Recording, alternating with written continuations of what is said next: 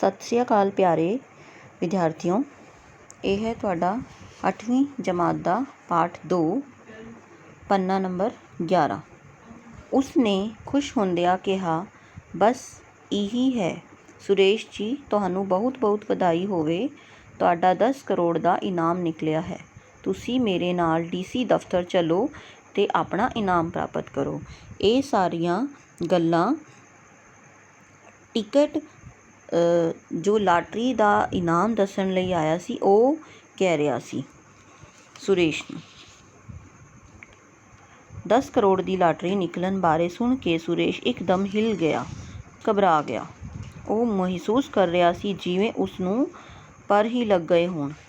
उसने lottery ticket बड़ी फड़ी अपनी दुकान सांभी ते उसदे नाल DC दफ्तर नूं हो तुरिया। उसने अपनी टिकट लई ते DC दफ्तर नूं चल पिया। वो तां हवा नाल गल्लां करदा जा रहा सी। हवा नाल गल्लां करदा जा रहा सी दा मतलब है कि वो बहुत तेज चल रहा सी।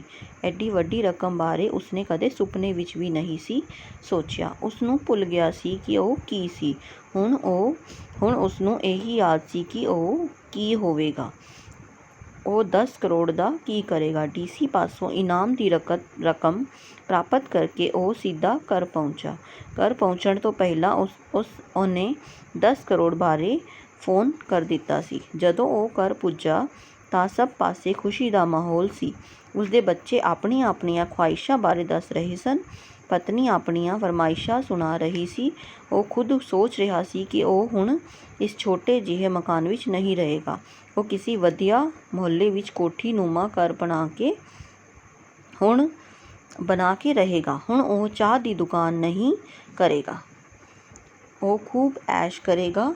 खूब ऐश करेगा का मतलब है मौज करेगा। वो ये भी सोच रहा सी कि 10 करोड़ रुपया बहुत हुंदा है। मैनू कोई काम कार करन दी भी लोड़ नहीं है। समा बीतदा गया।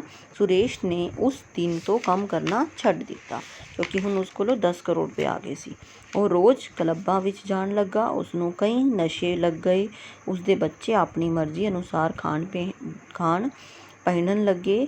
घर विच महफिलां जमण लगियां। घर विच जे हाले सबर बाकी सी तां थोड़ा बहुत उसदी पत्नी विच बाकी सी, परंतु उसदी सुणदा कौन सी।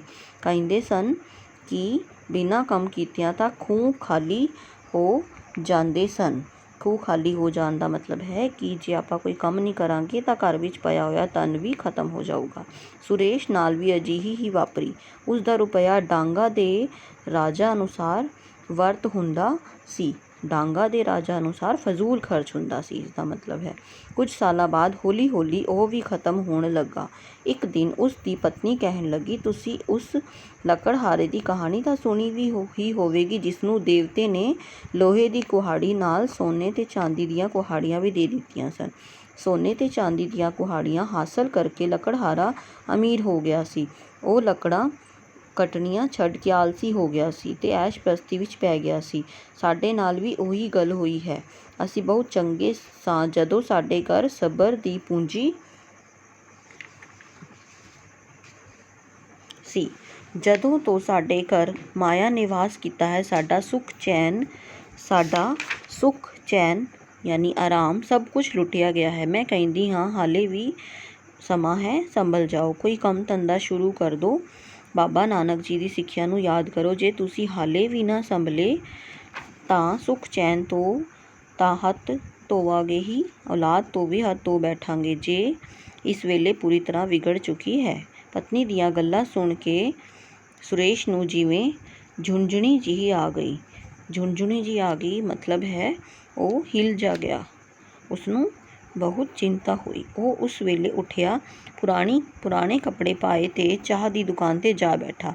आंढ गुआंढ दे दुकानदार उसनूं हैरानी भरिया नज़रां नाल तक रहे सन। वो सब दी हैरानी दूर करदा बोलिया, भरावो, मैं अपना असली मकसद भुल गया सी।